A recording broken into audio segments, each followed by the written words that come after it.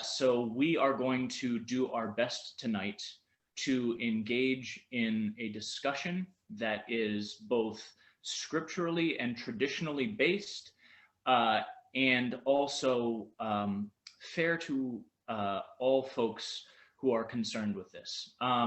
You may hear things tonight that strike against your closely held either personal or religious beliefs. If you do feel that way, please know that we are operating from a place of respect for everyone's religious traditions, and it is not our intention to give or cause offense. People will have lots of questions, I'm sure, about the things that we're going to present on. We ask that if you are going to be asking a question, that this is something you are happy to have recorded. As Melinda mentioned, we are recording this. So this will be an item of posterity. So please make sure that when you're phrasing your question, you're doing so in the sort of the most convivial sense of all, because we are trying to foster a dialogue here.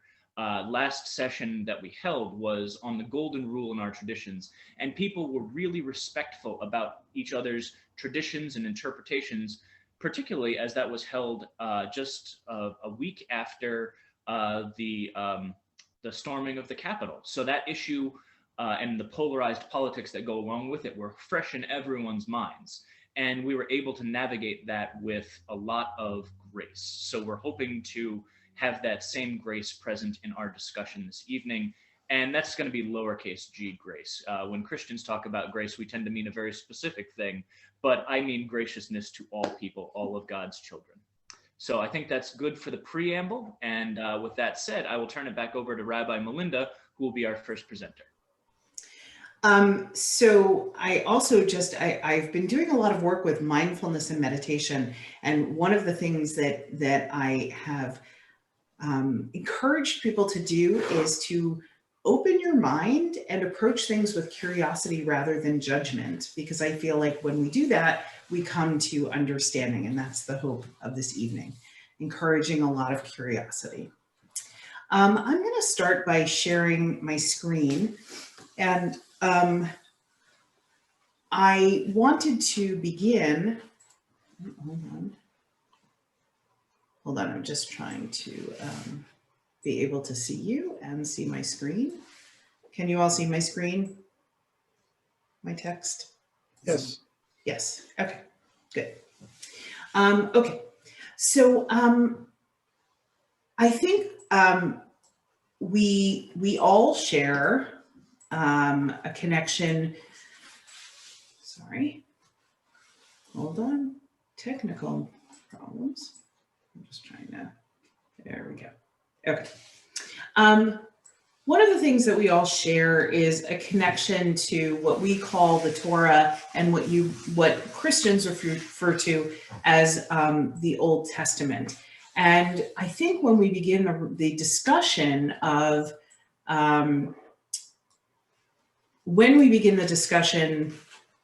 sorry, just having trouble moving it. When we begin the discussion about beliefs regarding the LGBTQ community, much of it begins in Torah, begins in the Old Testament for you, or the Torah for us. In Leviticus 18, that's where we first see reference to it.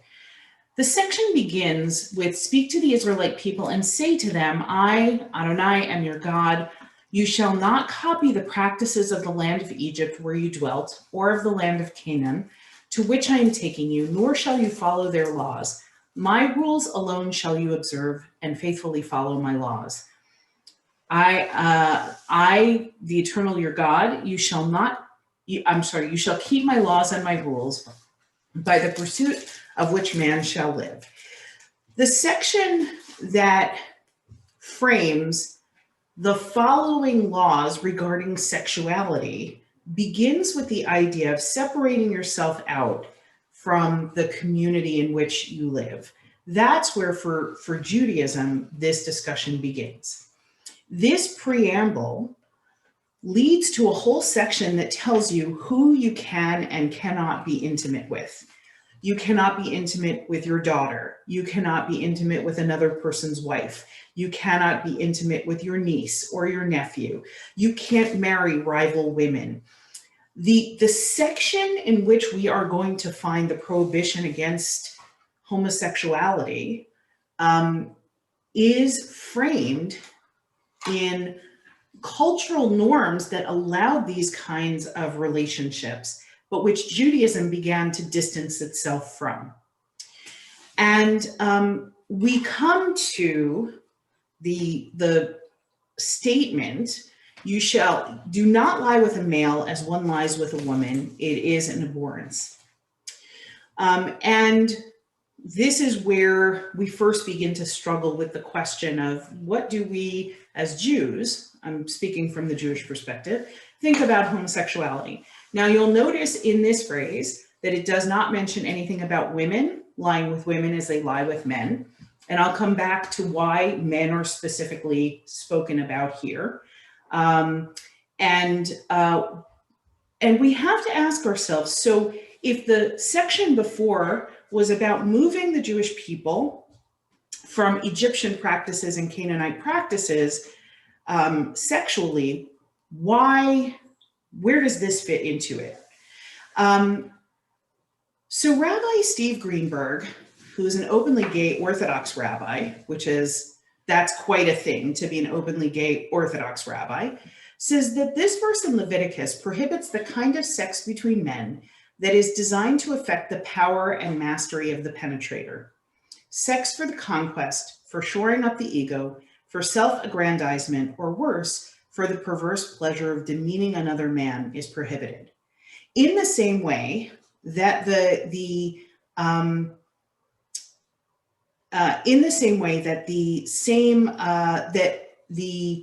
Sorry, I'm having trouble hearing you.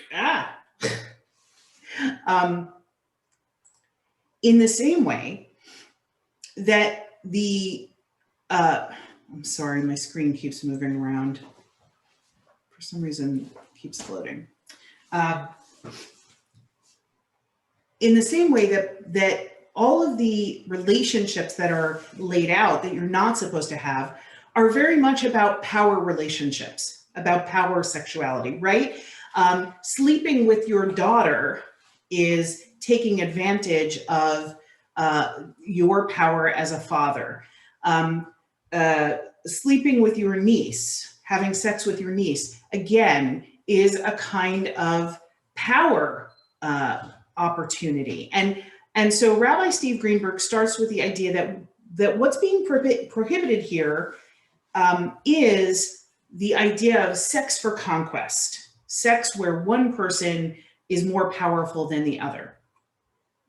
Now, the other way that we begin to understand the context of you should not sleep with a man should not lie with a man as he lies with a woman is by looking at the phrase that comes right before it. You'll see that this is Leviticus 18:22, but what happens in 21 and how does that affect what we hear in 22? Now, Leviticus 18:21 says, do not allow any of your offspring to be offered up to Molech, and do not profane the name of your God. I am the Eternal. What's really interesting here is that right before we learn about a man lying with a man as he would with a woman, we're told to stay away from Molech. Now, who is Molech? Molech was an idol that was worshipped by the Canaanites. And part of the Canaanite worship involved sexual acts and sexual practice. Now, if the Canaanites used homosexual acts as part of their pagan ritual, then it's not necessarily homosexuality that is being prohibited here, according to Jewish law, but rather pagan rituals. A sexual act that's used for the sake of a pagan ritual. And here, Rabbi Michelle Brand Medwin says, the Canaanites used homosexual acts as part of their pagan rituals. Therefore, the Israelites were prohibited from doing this, not because it was an act between two men, but because it was symbolic of pagan ritual. In today's world, this prohibition now has no meaning, and homosexual sex is permitted in Jewish law, according to Jewish law, according to progressive Jewish law, liberal Jewish law, not Orthodox Jewish law. I will be clear about that. So when we think about why homosexuality was a problem in the ancient world, it's because in some ways it was connected to the Canaanite ritual practices that involved having sex with your daughter or having sex with your niece, or a man having, or two women having sex with two men, or whatever. Man lying with a man as he would lie with a woman fell into that realm as well. So what's being prohibited is not homosexuality per se, not a loving relationship, but a pagan practice. One of the other things in Judaism that becomes an issue is the problem of procreation. Now, the first rule that we have in Judaism is pru or vu. We're told to go out and be fruitful and multiply. And therefore, acts that caused a man to spill his seed or waste sperm were prohibited.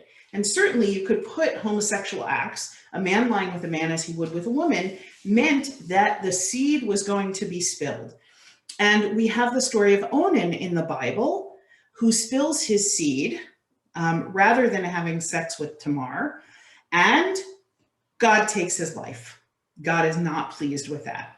He didn't participate in lying with a man as he would lie with a woman, but rather he wasted his seed. And one of the issues around homosexuality was the question of wasted seed, of the wasting the opportunity, missing the opportunity to have children, to be fruitful and multiply.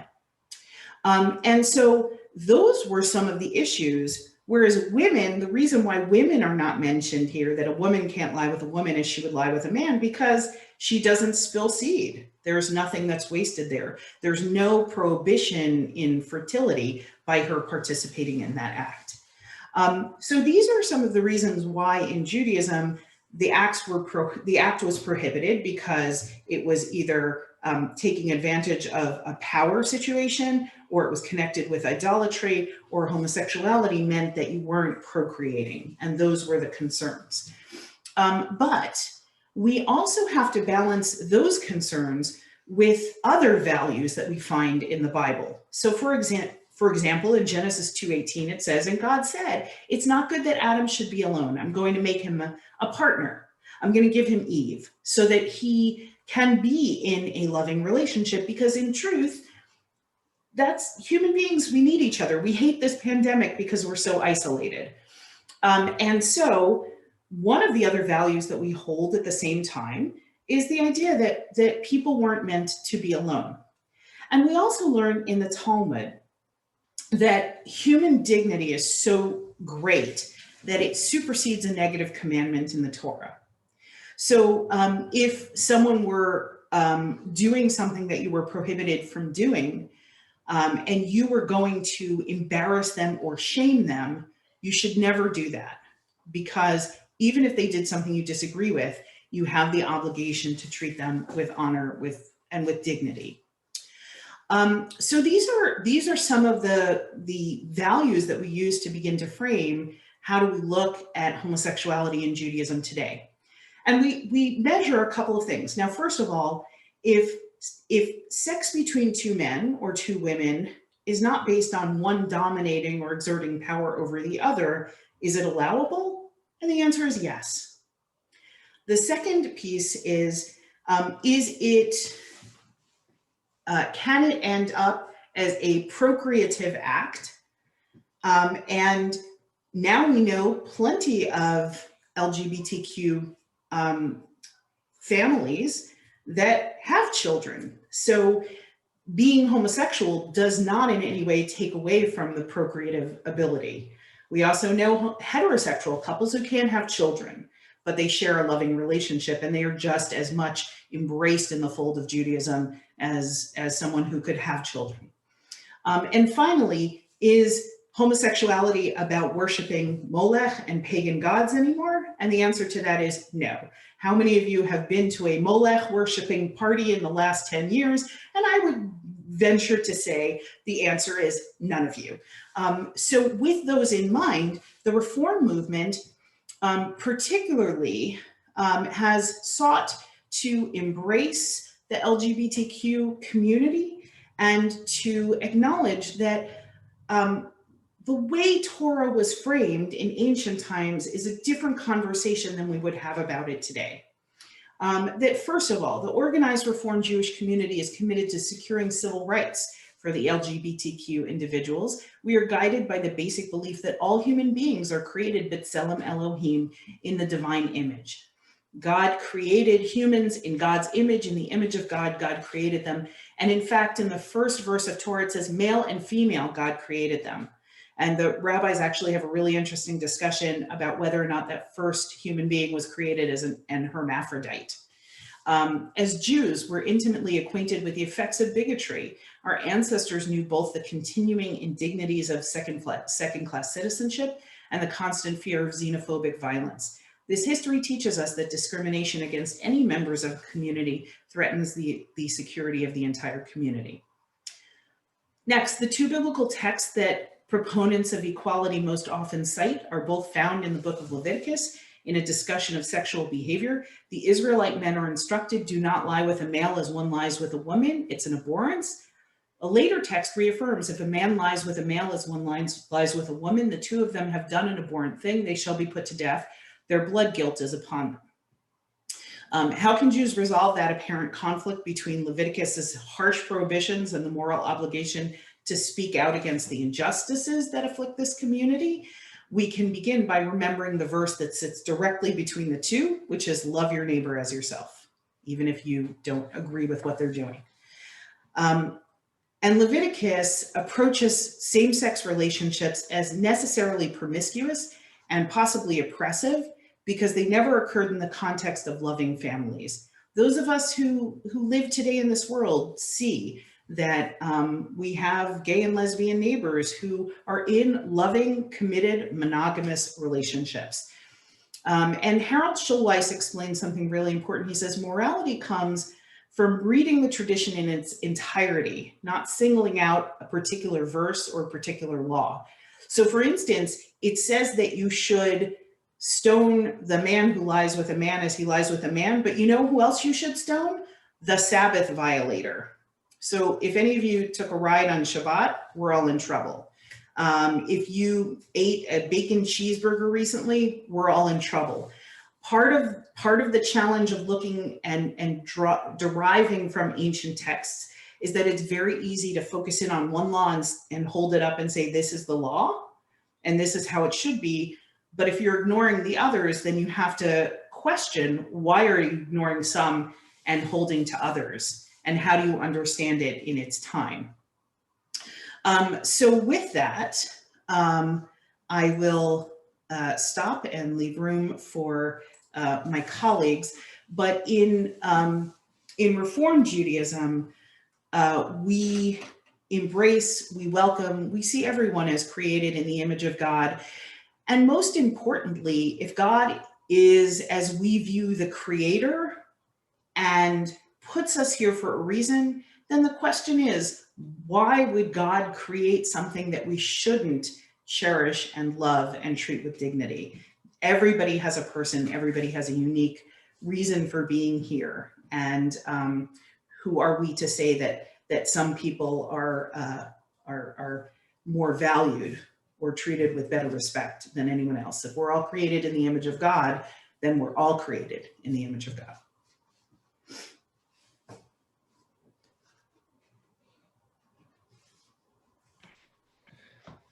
All right. Thank you very much, Rabbi Melinda. You actually teed me up quite nicely for some of the remarks that I'm going to make. So folks, I'm going to have a different preamble, but I just wanted to pick up two themes in there. One is about the prohibitions in Leviticus. That was a part of what I was going to be discussing as well. But also what Melinda pointed out to us, that Leviticus 19, love your neighbor as yourself. comes to us again when Jesus quotes this as the second commandment, let's call it. The first and greatest commandment is to love the Lord your God with all your strength, with all your heart, and with all your soul. And there is another like it, to love your neighbor as yourself. So within Christianity, we hold that those two themes as central to our belief, and that informs much of our interpretation of the Bible. So I just wanted to add one quick preamble before I launch into my spiel. Melinda spoke quite a bit about homosexuality, male homosexuality, and the absence of female homosexuality in her section.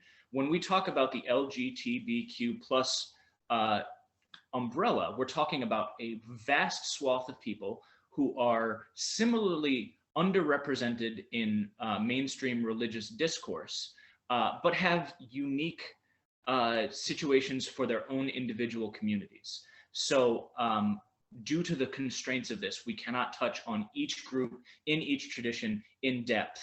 And so we'll do our best to cover the spread as best we can. So with that said, I'd like to talk about acceptance of folks in Christian tradition. So I am an American Baptist. What that means is we started out, you've actually heard me, if you've been to any of the other things, give the Baptist history. I don't need to go into that. But if I told you I was a Baptist without the qualifier American, one of the first images that might come to mind is Fred Phelps, who was the former head of the Westboro Baptist Church. You know those people. They're the ones that hold up the signs that say, God hates fags.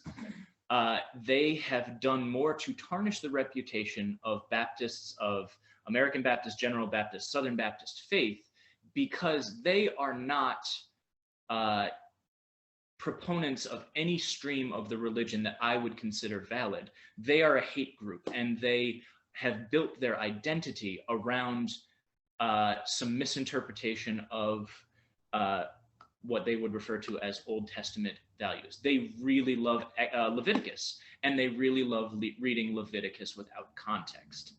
That said, as an American Baptist, my denomination has been struck by this issue of how we choose to welcome our LGBTQ plus brothers and sisters, or siblings, I guess I should say, because when we get to talking about gender identities, there are some people who don't like the binary, but that's another part. Because American Baptists cannot tell one another how to worship in their own spaces, our denomination kind of punted when this issue came up and really caused massive rents in our denominational structure. A whole group of our churches left because they did not believe that LGBTQ people should be allowed within the churches, much less to say serving in clergy capacities. So what now you might find on the ABC USA website is that homosexuality is a biblically inerrant lifestyle, which is really interesting because from my perspective, the people who are claiming that aren't reading the Bible with fidelity to the original text material. There is a saying in Italian, traduttore trattore. The translator is a traitor. And what that means is your Bible doesn't mean what you think it means, and it doesn't mean exactly what you think it says. When we translate from original text, we make choices about how we will translate words and concepts. This gets really sticky around the issue of idioms, words that mean something and have an implied meaning that is slightly different. We have a Spanish language congregation that worships in our church building here in Freehold. And when I have preached with them, their pastor has been gracious enough to spot translate what I'm saying so that his congregation can understand me. And the things that trip us up every single time are not questions of vocabulary or grammar. It's idioms, the things that we say without thinking that cause us to fall into problems. So an idiom is anything that is like a like or and statement. To say that you feel pooped means that you're tired. It does not mean you had an urgent need to visit the bathroom. And those idioms notoriously have a hard time being translated across language divides. You can find words that mean the same thing on a one-to-one basis, but the implied meaning can change greatly. There's a joke that goes around that there are two terms in English that literally mean the same things, but have vastly different idiomatic meanings. A butt dial is when you happen to sit on your cell phone and accidentally call someone. A booty call is when you call someone for a late night assignation. Booty, butt, dial, call. These words are synonyms, but their implied meaning is quite different. So when we look at biblical translation, we are looking at the work of people who have done their best at translating from Hebrew, Greek, and in some cases Latin, also Aramaic, Ugaritic, and some of the other textual variants that we find in there. And they have to make choices based on what they see. So one of the things that we can find is that certain terms and phrases are rendered in ways that obscure their original meaning. I will defer to Rabbi's interpretation of this, but one of the things I learned in seminary is there is a time when Elijah is contending with the priests of Baal, and they are challenging one another to see whose God is best. And who will come through. When the priests of Baal fail to provoke a response from their God, which was to set a large fire, Elijah says to them, "Where is your God? Has he turned aside?" Turning aside might mean to us, you know, is he not looking upon you? Idiomatically, it meant, is he defecating or fornicating? So it's much more of a pointed insult than a simple question of, oh, your God didn't show up. So when we look at certain terms and how they're used, I'm going to confine my remarks to the New Testament here. We have to think about the intention behind the people who read them, which is why when we come across people who say, the Bible says this clearly, your translation may say that clearly, but it may not be what we find in the original texts. And so the biggest issue we find in the New Testament, translating from the Greek, is a word named arsenikatoi. Arsenikatoi has been translated as homosexual. It appears in Paul's epistle to the Corinthians and 1 Timothy and a few other places in the New Testament. And it is condemned. You said you are not to be like the arsenikatoi. However, as Melinda mentioned, in Canaanite religion, male-on-male sexual relationships were parts of some religious rituals. This continued in the larger Greco-Roman world. And arsenikatoi refers specifically to the practice of pederasty. Pederasty is a relationship between an adult male and a younger male. In Greco-Roman culture, this was an accepted type of relationship, and it actually served as some type of patronage.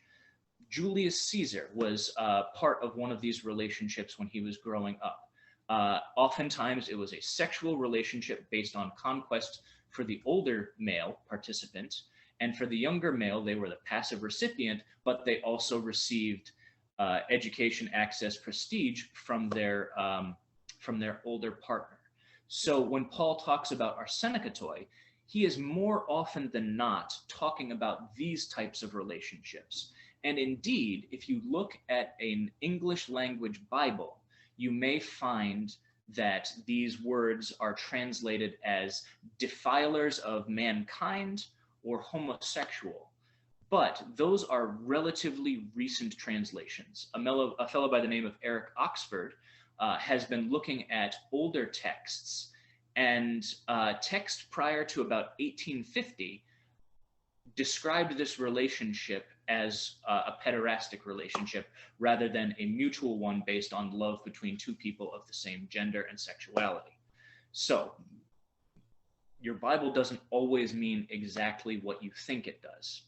Now, Jimmy Carter is famous for saying that Jesus was well aware of same-sex relationships and didn't include it in any of his teachings, which is true. Jesus has nothing to say about this. He has plenty to say about adultery, about anger, and about the minor ways which those take in our lives. Famously, Jesus tells people that if you look upon a woman with lust in your heart, you have committed adultery with her. If you call your brother a fool, you have committed the sin of murder. Jesus saw an awful lot of resonance in the small things, in the things that we ourselves would be willing to excuse in our own behavior, and saw great spiritual import in those small things. And with that said, he had nothing to say on the issue of same-sex relationships. Paul did, but Paul was also speaking to people in a wider Greco-Roman world. He was speaking to the church in Corinth. He was speaking to the church in Ephesus, which had large cults from other Greco-Roman religions, which had practices, both social and religious, that did not jive either with Paul's native Pharisaic Judaism or with his nascent understanding of what Christianity was.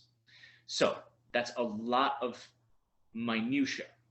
I would like to suggest that beyond the specifics of what Paul said or didn't say, or what Jesus said or didn't say, is the example that we can draw from the overall arc of their teachings. In the synoptic gospels, Matthew, Mark, and Luke, Jesus begins his public ministry across the Sea of Galilee in the land of the Samaritans and the Canaanites, people who would be ritually excluded from his society. His ministry begins with people who are unworthy and unwelcome. We see this in his reaching out to Zacchaeus, the tax collector. A tax collector in that time would be someone who was raising funds for the Roman occupiers of Israel at that time, people who would be traitors to their own community. He reaches out to women, to lepers, to the Syrophoenician woman who was married multiple times and was held at the edges of his community, her community. In all of these examples, we see that Jesus is asking, or demonstrating, I guess is more what I mean to say, the desire to bring people back into community and to welcome them not for who people think they should be, but for who they are themselves. And that brings us back to what Rabbi Melinda mentioned to us. We believe that all humanity is made in the image and likeness of God. Male and female, Yahweh created them. So that covers all of us. So who are we to say that who you are, the person you have been created to be, is unworthy or unwelcome?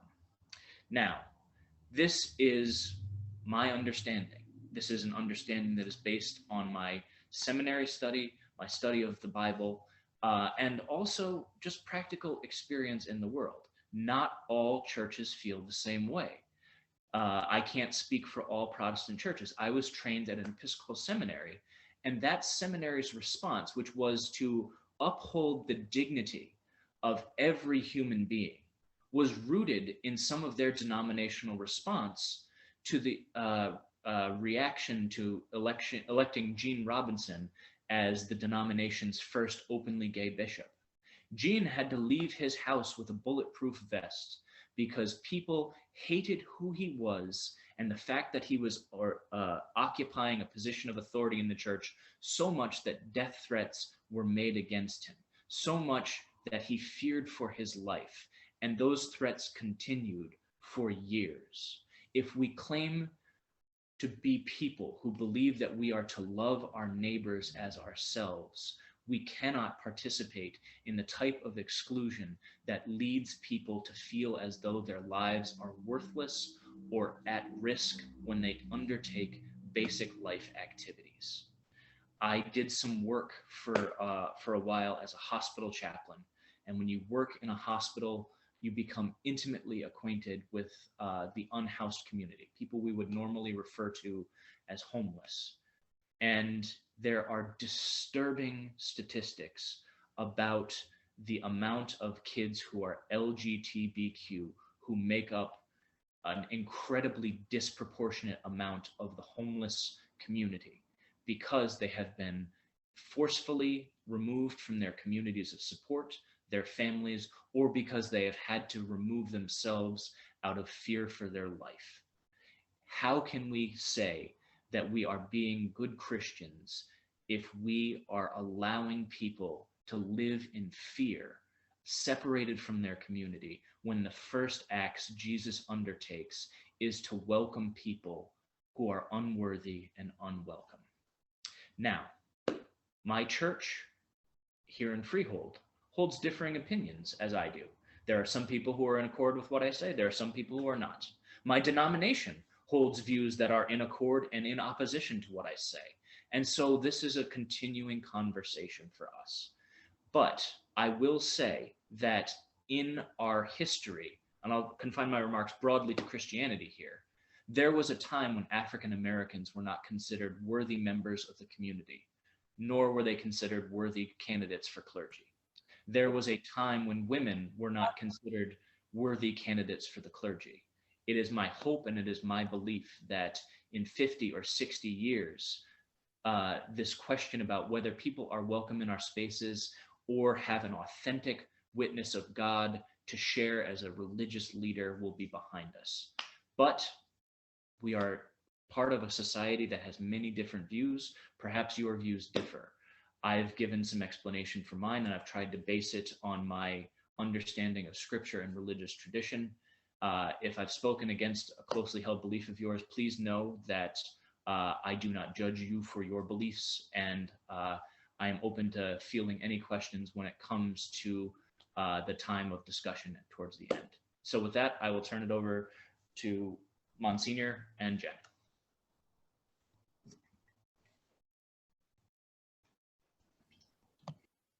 Okay.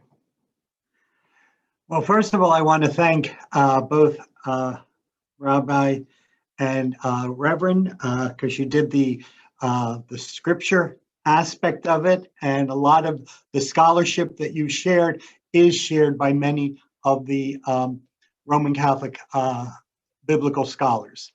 Our basis might be a little different because we believe in both eternal law and natural law. And I'm just going to set that out there a little bit for now. I want to begin, though, with an apology, because as Roman Catholics, the church is seen as probably one of the greatest scourges of the LGBT community. It's in our history. We've been around for 2,000 years.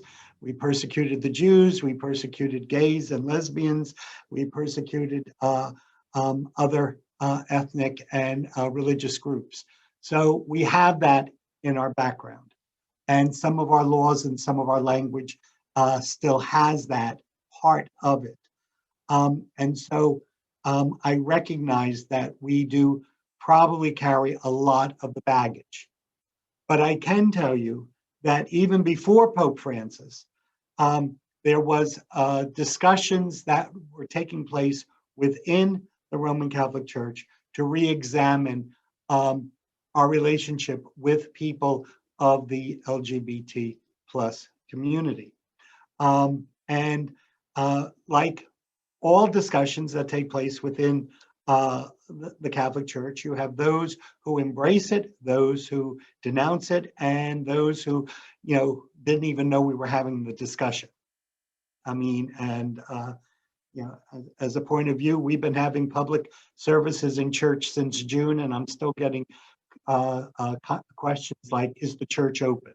So, people don't always know what's happening in the Catholic Church.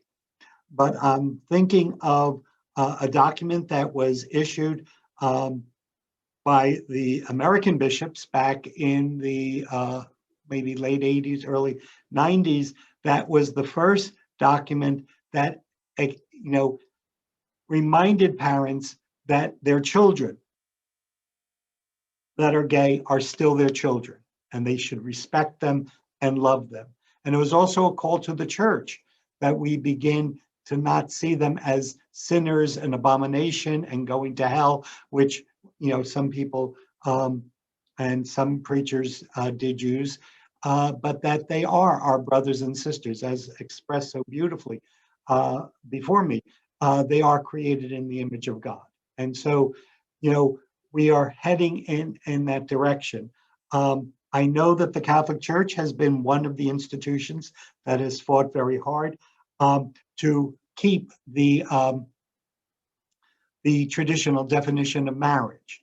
And even though it is the law of the land within the Catholic Church, we do not have same-sex marriage. And I'll get to that a little later on. But I can tell you, at a meeting that I was at in the diocese, and this was, again, before Pope Francis, when we were talking about it, we were instructed not to use this as any anti-homosexual, gay, LGBT plus platform.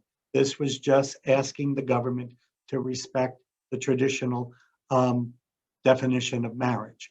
In my parish, I chose to do the homilies that weekend, okay, for a variety of reasons. One was my associate at the time. I wasn't too sure if he was focused on that. And the other is I had a retired priest who was 84 years old, and I wasn't going to sit down with him and talk about it. So I preached. Several weeks later, I'm at a friend's parish, and he has this gathering of new parishioners. And there was a parishioner there who was joining that parish that was from this community, Freehold. And I was with my brother. So my brother kind of gave me the look. And the parishioner just looked at me and said, "Not your parish, Father." But she went to Mass that weekend, and the priest, and I do not know who the priest was, but he spent the entire homily bashing the LGBT community. That was never the emphasis, that was never the purpose. But as Pastor Jonathan shared, not everybody gets the memo. And so with the advent of Pope Francis, we have kind of a direction to be more open and to follow his example. Not that he has ever put anything into law or has changed anything as of yet, but he is instructing us to be more accompanying people in their lives, to encounter them and to accompany them, whether we agree with them or not. They are still our brothers and sisters. They are still created in the image of God. They are still worthy of respect and the human dignity that's given to them by God. And so it's that premise that a lot of different conversations are beginning. I share, Jen and I had a conversation this morning, and I said that on some of the bishops' conferences around the world, especially the Germans, there is renewed discussion on how we teach about homosexuality in our catechism. And so the conversations are beginning. And I'm going to just turn it over to Jen a little bit for her insight. Thank you, Monsignor. The conversation that Monsignor and I had about this earlier was including the language that the church uses about the LGBTQ community, and that in our catechism, it still says that it's a disordered way of living, and that the act itself, the homosexual act itself, is disordered. For many of the reasons that Rabbi Panken mentioned earlier that from the the olden days about spilling the seed and not being a procreative act and things like that. And although our church's language has not entirely caught up, there are movements within the church to try to bring that to the forefront. Very recently, a few weeks ago, a letter was signed by many bishops and religious orders throughout the Catholic Church, including Cardinal Tobin, reaffirming the dignity of the LGBTQ community and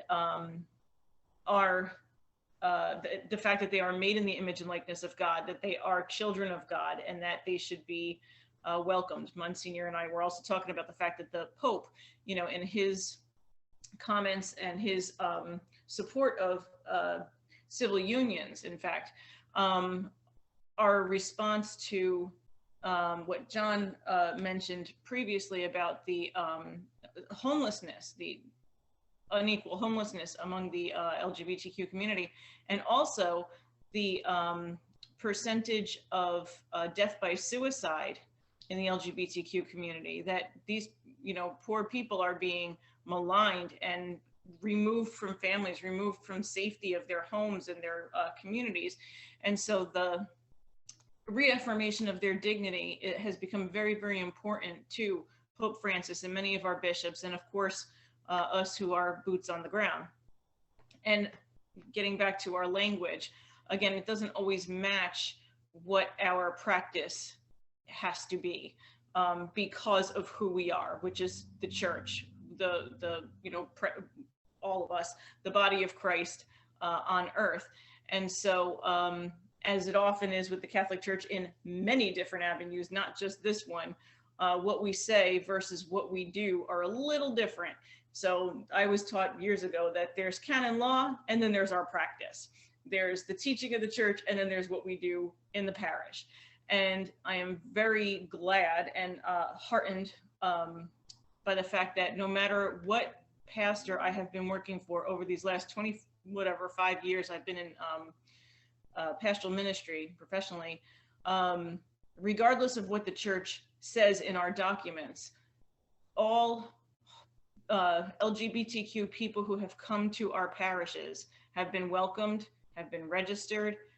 Many come with children who they want to bring up Catholic, which amazes me that they are talked about in this way, and they still want to bring their children up in the Catholic faith and are very faithful themselves. They would never be turned away from communion. They are never, although everybody knows we have a closed table and there are, certain people who fit the description of who's allowed to receive communion and who isn't. I currently am not. And yet, I'm welcomed as well. But as far as the practice goes, we would never, ever turn somebody away. That's just impossible for us to not respect the dignity of that person in front of us. Although, unfortunately, there are pastors that, thank God, I've never had to work for, who would do that. But our teaching above the other stuff is you don't turn anybody away from the table of the Lord. It causes scandal, and it's also not for us to decide. We can say, hey, these are our standards, but then everybody has to make that choice for themselves. So again, what we say, and they say, do as I say, not as I do. In this case, it's do as I do, not as I say, because our practical pastoral response is extremely different from what is on the books. Msgr was talking before about marriage and how in the Catholic Church it's defined as a union between one man and one woman in the presence of God, and with God at the heart of that relationship. The Pope promoted the idea of, the protection of civil unions, because although our sacramental understanding of what a marriage is, which includes the natural ability to procreate and a bunch of other issues, people need to have that familial protection, because regardless of how we define a sacrament and whether people from the LGBTQ community are going to be welcome to that sacrament or not, is nothing it has nothing to do with the fact that they are families, legitimate, loving, supportive, caring families who need to be part of our community and who are welcomed. And they need to be protected. Their rights need to be protected. Their ability to, have that stability to share resources and have insurance and, raise the children in safety. All of that, what do you call it? It goes beyond what our writing says. I think it's also important to realize that for us as Catholics, marriage is a sacrament. And too often people think of sacraments as things, and we teach that sacrament is an encounter with Christ. Now, anybody can have an encounter with Christ, because we are not dictating who Christ can meet with or encounter. But for us, a sacrament is that encounter, and therefore, that's why we do have, stricter laws on who is allowed at the table of the Lord for communion. Okay, and it's not necessarily just about sexuality; it's about marital status, it's about belief, and it's about communion. Okay, I know you might have come across a few hip and relevant priests who will say everybody who believes in Jesus is welcome at the table. That's very nice. But they don't have the right to do that as far as, the church teaches, because communion is not just a feel good, it's also an act of unity, and unity in belief as well. And so there are a lot of people who don't share our belief in what takes place at communion. When you look at marriage, again, there is a series of those who cannot enter into the sacrament of marriage. Right now, the focus is on LGBT plus individuals, but also, and Jen mentioned at the moment, those people who have had a marriage before and have divorced and have entered into a second marriage are now asked not to approach the altar. Whether they approach the altar or not, that's between them and God, but that is on the books. Also, relatives can't get married very much. I was sharing with Jen, when I'm doing a marriage prep and I ask the couples, are you related by blood? Are you related as an in-law? Are you related by adoption? Those are three of the impediments that would prevent people from getting married. Now, young people today laugh because, there's such a wide variety of how people meet today. But at one time, when people lived very close, and families were very extended, you could fall in love with a cousin, and you'd have to kind of work that out. So there are those impediments that we have. And so we try to recognize the uniqueness of individuals, whether they are received at the altar or in the sacrament of marriage, or whether they are part of the parish. Everyone is welcome. Even again, I say before Pope Francis, and I love Pope Francis, so don't get me wrong, but we've been addressing, or we've been trying to work through this issue for quite a while. We never stopped.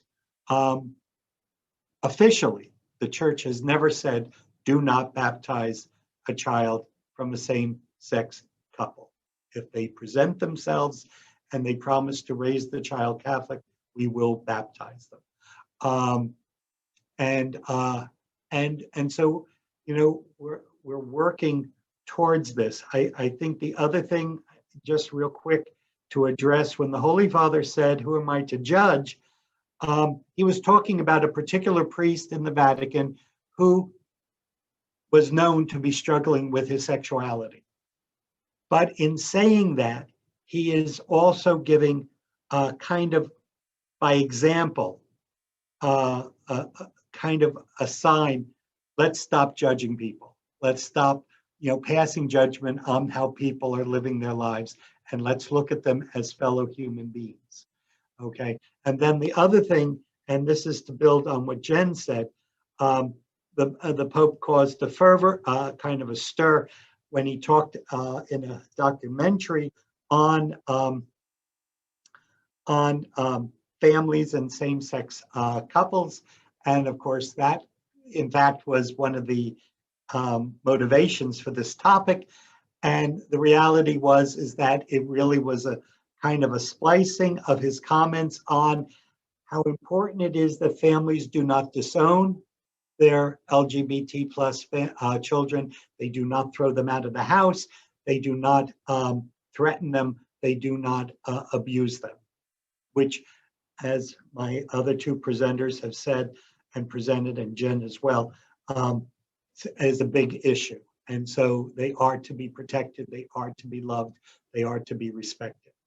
And so we try our best with the limitations that we have at this point in life. And so I know that many people still feel that we hate LGBT plus people. I can't say that every priest would be speaking very much like me. I think most of our pastoral associates would speak like Jen and be more open to it, but the priesthood is a harder nut to crack. But I think we're beginning to understand the direction that not only our Holy Father, but some of our leaders are moving in. And I can assure you that you will hear complete opposite on any YouTube that is presented by Church Militant or some of the other crazies that have a video camera like I do. But we hope that we can be more respectful and work together to encounter and accompany people on the road to salvation. Thank you. Thank you. I wanted to open it up for questions, and I invite you to put your questions in the chat if you have any.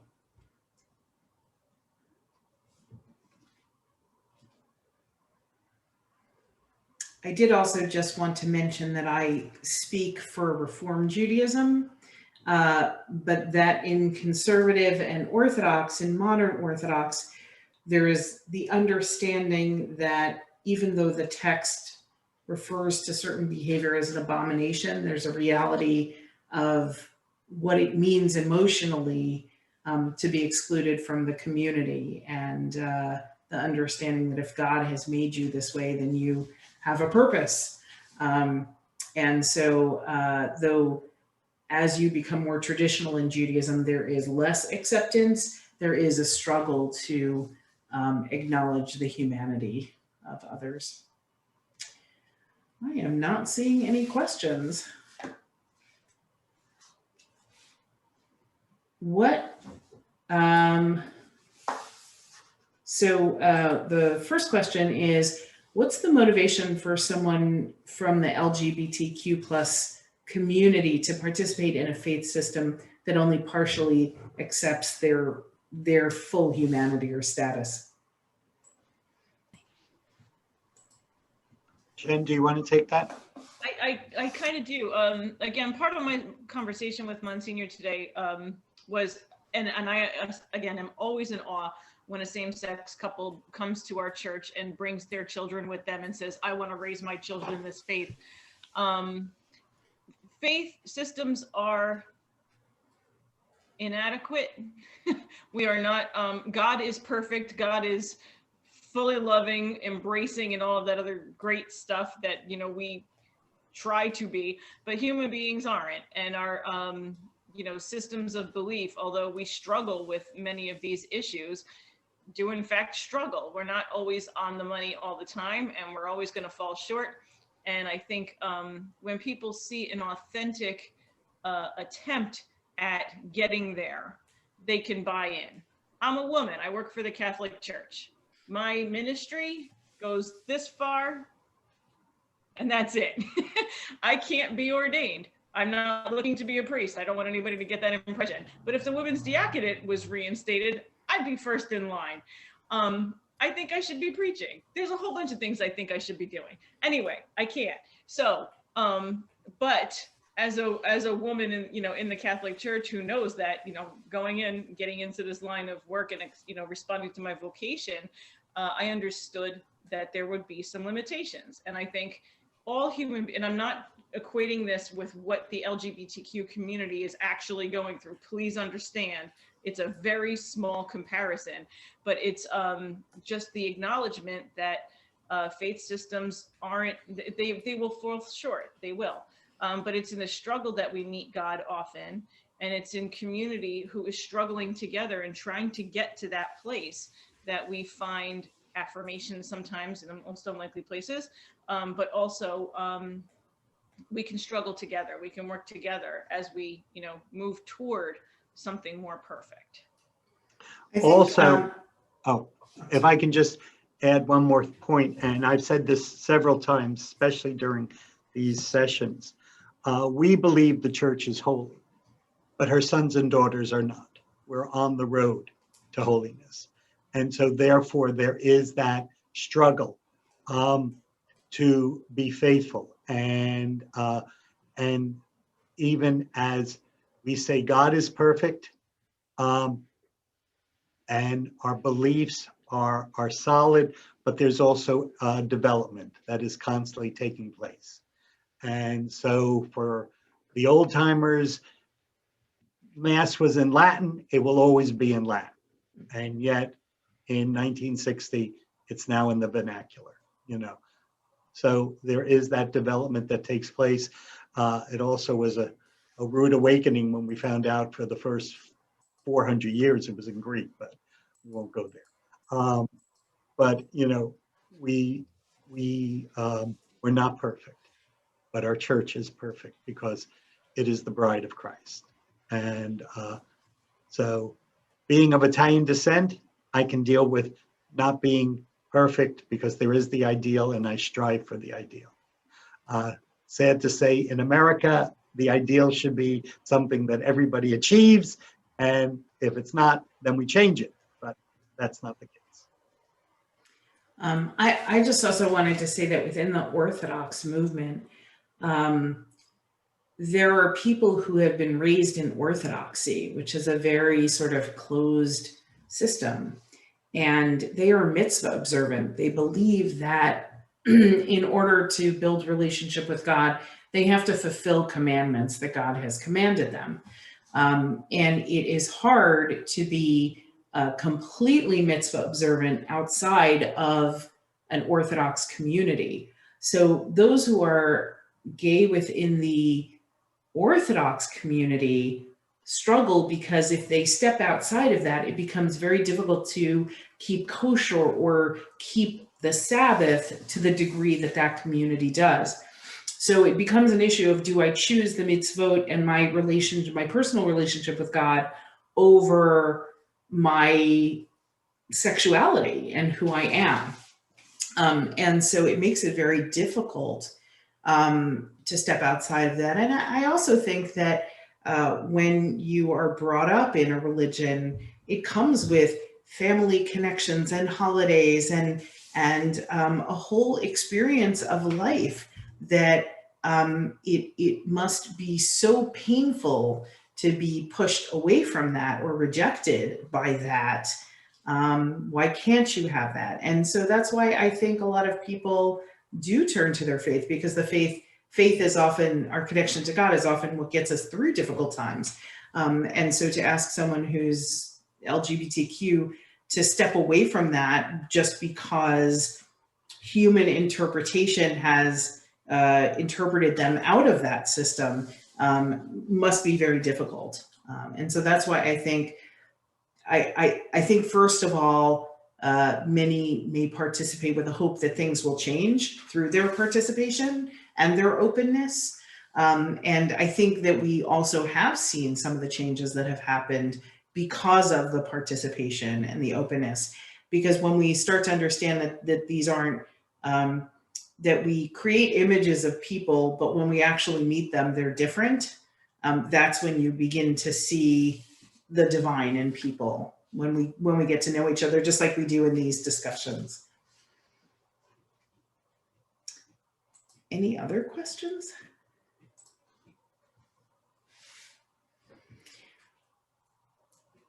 Well, you're welcome, Christine. Thank you all for joining us this evening. I'm always in awe of my colleagues. It's just so wonderful to listen to you. I invite you all to join us again on May 25th at 7, where we're going to talk about the less spicy topic of water in our traditions and the role that water plays.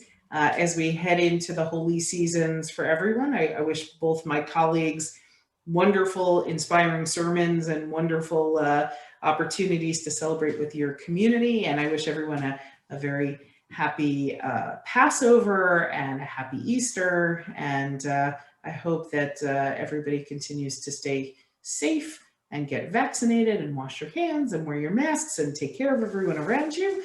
And hopefully social distance. Don't and forget social the distance. social distance. Yes, Rabbi Panken, can I get a quick PSA in? absolutely. Rabbi just reminded us about vaccination. Central State has partnered with all of the local houses of worship to make vaccines available. So if you have not had this messaging from your religious leader, please reach out to them. If they're not fully participating in that program, they can at least put you in touch with some folks who are. And our goal is to get as many folks access to these vaccines in the days and weeks to come, so that we can all be healthy and gathering in person once again. Thank you.